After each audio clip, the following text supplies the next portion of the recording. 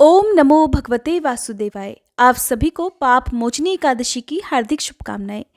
चैत्र मास के कृष्ण पक्ष में आने वाली एकादशी का नाम है पाप मोचनी एकादशी। और आज की इस वीडियो में आप जानने वाले हैं एकादशी की तिथि और शुभ मुहूर्त के बारे में। एकादशी का व्रत कब रखा जाएगा, कब खोला जाएगा, एकादशी व्रत का पारणा यानी कि एकादशी व्रत खोलने का शुभ मुहूर्त कब से कब तक रहना है, इस व्रत में क्या खाना चाहिए क्या नहीं खाना चाहिए, व्रत का पारण किस वस्तु के सेवन से करना चाहिए। साथ ही आप जानेंगे पूजा विधि के बारे में और सुनेंगे पाप मोचनी एकादशी की व्रत कथा। अपने जीवन में हर कोई व्यक्ति जाने अनजाने में ही सही छोटे बड़े पाप जरूर करता है, जिसका प्रायश्चित भी समय रहते ही कर लेना चाहिए, नहीं तो नरक की यातना भुगतनी पड़ती है। इन्हीं सब पापों को क्षण भर में ही नाश करने वाली एकादशी है पाप मोचनी एकादशी। और पाप मोचनी एकादशी के दिन जो भी भक्त सच्चे मन से व्रत की कथा पढ़ता है, सुनता है, साथ ही पाप नाशन स्तोत्र का हिंदी या संस्कृत अनुवाद खुद से पढ़ता है या सुनता है, उसके सभी पापों का नाश एक क्षण में ही हो जाता है और अंत में ऐसे भक्तों को भगवान श्री हरि के बैकुंठ लोक में निवास मिलता है। तो आज की इस वीडियो में आप पाप नाशन स्तोत्र का हिंदी अनुवाद भी सुनने वाले हैं। सबसे पहले मैं आप सभी को जानकारी दे दूं कि हमारे इस चैनल पर हर दिन सुबह के समय चैत्र मास महात्म्य की कथाएं भी सुनाई जा रही हैं। अगर आपने इन कथाओं को नहीं सुना है तो प्लीज़ जरूर सुनिएगा, जिसके लिए हमारे चैनल को आप अभी सब्सक्राइब करके बेल आइकन जरूर प्रेस कर लीजिएगा, ताकि हर वीडियो की जानकारी आपको समय से मिल सके। इस बार 5 अप्रैल शुक्रवार को पाप मोचनी एकादशी का व्रत रखा जाएगा। सभी ग्रस्त जन या इस्कॉन से जुड़े हुए या वैष्णव संप्रदाय के लोग भी केवल इसी एक दिन उपवास रखेंगे। एकादशी तिथि प्रारंभ होगी 4 अप्रैल गुरुवार को दोपहर 4:15 से और समाप्त होगी 5 अप्रैल शुक्रवार को दोपहर 1:28 पर। द्वादशी तिथि प्रारंभ होगी 5 अप्रैल शुक्रवार को दोपहर 1:29 से और 6 अप्रैल शनिवार को सुबह 10:19 पर द्वादशी तिथि समाप्त हो जाएगी। इस बार एकादशी का व्रत बहुत ही शुभ संयोग में रखा जाएगा और इस दिन शुभ संयोग बन रहे हैं, जिनमें साथ योग सुबह 9:55 तक रहेगा और उसके बाद में शुभ योग प्रारंभ हो जाएगा। ये बहुत ही शुभ योग है। इन योगों में की गई पूजा पाठ या किया गया कोई भी शुभ मांगलिक कार्य बहुत ही जल्दी शुभ फल प्रदान करने वाला होता है। 6 अप्रैल शनिवार को एकादशी का व्रत पारणा किया जाएगा, उपवास खोला जाएगा सुबह 6:17 से लेकर 9:25 के बीच में। हरिवासर का समय 5 अप्रैल शुक्रवार को यानी एकादशी उपवास के दिन ही शाम को 6:30 बजे तक समाप्त हो जाएगा। 6 अप्रैल शनिवार को सूर्योदय होगा सुबह 6:17 पर और इस दिन ब्रह्म मुहूर्त सुबह 4:41 से 5:29 तक रहेगा। अभिजीत मुहूर्त दोपहर 12:04 से लेकर 12:53 तक रहेगा और अमृत काल सुबह 9:11 से 10:38 तक रहेगा। राहु काल सुबह 9 बजे से लेकर 10:30 बजे तक रहेगा। दशमी तिथि को किया गया भोजन शुद्ध सात्विक होना चाहिए। दशमी तिथि के सूर्यास्त के बाद अन्न ग्रहण नहीं किया जाता है। मन में धारणा करके सोएं कि अगले दिन आप एकादशी का उपवास रखेंगे।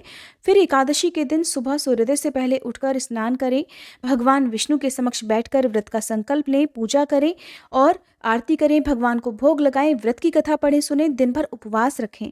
शाम को यदि आप निराहार नहीं रह सकते हैं तो एक समय फलाहार ग्रहण कर सकते हैं। इस व्रत में आप दिन में भरपूर मात्रा में जल का सेवन कर सकते हैं और द्वादशी तिथि को शुभ मुहूर्त में आप अपना व्रत खोल लें। एकादशी के दिन चावल या चावल से बनी हुई वस्तुओं का त्याग करना चाहिए। एकादशी के दिन चावल का दान भी नहीं करना चाहिए। भगवान विष्णु को अक्षत भी अर्पित इस दिन नहीं किए जाते हैं। घर में शुद्ध सात्विक भोजन बनना चाहिए। नाखून, बाल इत्यादि नहीं काटने चाहिए और व्रत का पारणा करते समय तुलसी पत्र और जल से व्रत का पारणा यानी कि एकादशी का उपवास खोलना चाहिए। इनके अलावा मौसमी फलों के सेवन से या शुद्ध सात्विक भोजन से भी आप व्रत खोल सकते हैं।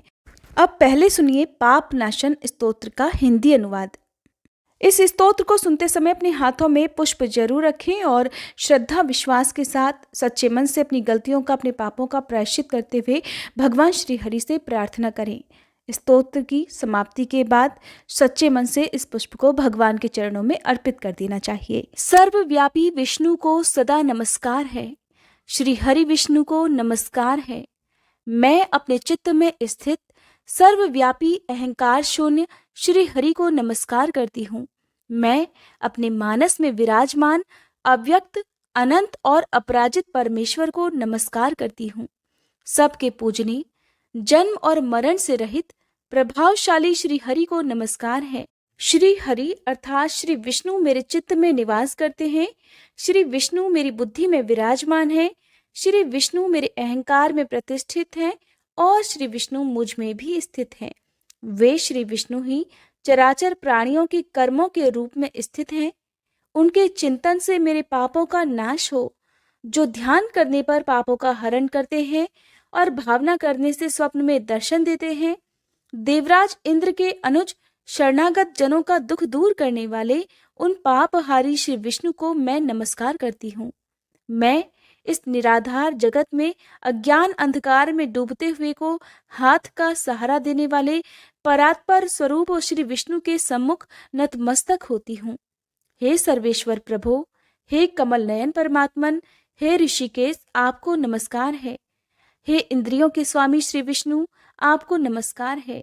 हे नृसिंह, अनंत स्वरूप गोविंद, समस्त भूत प्राणियों की सृष्टि करने वाले केशव, मेरे द्वारा जो दुर्वचन कहा गया हो अथवा पाप पूर्ण चिंतन किया गया हो, मेरे उस पाप का प्रशमन कीजिए, आपको नमस्कार है। हे केशव, अपने मन के वश में होकर मैंने जो न करने योग्य अत्यंत उग्र पापपूर्ण चिंतन किया है, उसे भी शांत कीजिए। हे परमार्थ परायण, हे ब्राह्मण प्रिय गोविंद, अपनी मर्यादा से कभी च्युत न होने वाले जगन्नाथ, जगत का भरण पोषण करने वाले देवेश्वर, मेरे पापों का विनाश कीजिए। मैंने मध्याह्न, अपराह्न, सायंकाल और रात्रि के समय जानते हुए अथवा अनजाने में शरीर, मन और वाणी के द्वारा जो पाप किया हो, हे पुंडरीकाक्ष, हे ऋषिकेश, हे माधव, आपके इन तीनों नामों के उच्चारण से मेरे वे सब पाप क्षीण हो जाएं, नाश हो जाएं। हे कमल नयन, हे लक्ष्मीपते, हे इंद्रियों के स्वामी माधव, आज आप मेरे शरीर और वाणी द्वारा किए हुए पापों का हनन कीजिए। आज मैंने खाते, सोते, खड़े, चलते अथवा जागते हुए मन, वाणी और शरीर से जो भी नीच योनि और नरक की प्राप्ति कराने वाले सूक्ष्म अथवा स्थूल पाप किए हों, भगवान वासुदेव के नामोच्चारण से वे सब विनष्ट हो जाएं। जो परब्रह्म, परम धाम और परम पवित्र हैं, उन श्री विष्णु के संकीर्तन से मेरे सभी पाप नष्ट हो जाएं। जिसको प्राप्त होकर ज्ञानी जन पुनः लौटकर नहीं आते, जो गंध, स्पर्श आदि तन्मात्राओं से रहित हैं, श्री विष्णु का वह परम पद मेरे संपूर्ण पापों का शमन करे।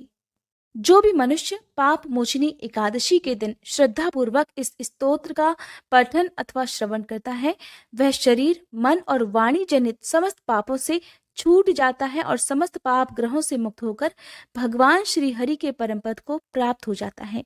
अब रसपान कीजिए पाप मोचनी एकादशी की व्रत कथा का। पाप मोचनी एकादशी की महिमा के बारे में स्वयं भगवान श्री कृष्ण ने धर्मराज युधिष्ठिर को बताया था। उन्होंने व्रत की कथा सुनाते हुए कहा कि राजन, एक बार राजा मानधाता ने लोमश ऋषि से जब ये पूछा कि प्रभु ये बताइए कि मनुष्य जो जाने अनजाने में पाप कर्म करता है, उससे वो कैसे मुक्त हो सकता है। तब लोमश ऋषि ने उन्हें एक कथा सुनाई। उन्होंने बताया कि कैसे चैत्ररथ नामक सुंदर वन में च्यवन ऋषि के पुत्र मेधावी ऋषि तपस्या में लीन थे। तभी वहां मंजुघोषा नाम की एक अप्सरा आई, जो ऋषि पर मोहित हो गई और उन्हें अपनी ओर आकर्षित करने का प्रयास करने लगी। उसी समय कामदेव भी वहां से गुजर रहे थे। उनकी दृष्टि अप्सरा पर पड़ी तो उन्होंने भी उसकी मनोस्थिति समझते हुए उसकी सहायता की, जिससे अप्सरा अपने प्रयास में सफल हो गई और ऋषि काम पीड़ित हो गए, अप्सरा के वशीभूत हो गए। इसके बाद ऋषि शिवजी की तपस्या भूलकर उस अप्सरा के साथ रमण करने लगे और अपना सारा ध्यान तपस्या खो बैठे। इस प्रकार उस सुंदरी अप्सरा के प्रेम में पड़कर उन्होंने अपने जीवन के कई वर्ष व्यर्थ ही गंवा दिए। बहुत लंबा समय बीत जाने के बाद एक दिन मंजुघोषा ने मेधावी ऋषि से फिर से स्वर्गलोक जाने की अनुमति मांगी, जिससे ऋषि को उस समय आत्मज्ञान हुआ कि उनके साथ छल किया गया है और उनकी तपस्या भंग हो गई है। इस प्रकार ऋषि को अपनी गलती का एहसास हुआ। ये सब जानकर ऋषि अत्यंत क्रोधित हो उठे और उन्होंने क्रोध के मारे मंजू घोषा को बदसूरत और पिशाचिनी बन जाने का श्राप दे दिया। इस प्रकार अपना सुंदर रूप खोकर वह अप्सरा अब अपनी गलती का प्रायश्चित करने लगी। उसे अपनी गलती पर पश्चाताप हो रहा था। तब वह ऋषि के चरणों में गिर गई और क्षमा मांगने लगी। कई प्रयासों के बाद ऋषि ने अपना क्रोध त्याग कर उसे चैत्र मास के कृष्ण पक्ष की एकादशी के दिन आने वाले इस व्रत के बारे में बताते हुए कहा कि अगर तुम अनुष्ठानों का पालन कर पूरे विधि विधान से इस व्रत को रखोगी तब तुम्हें श्राप से भी मुक्ति मिल जाएगी।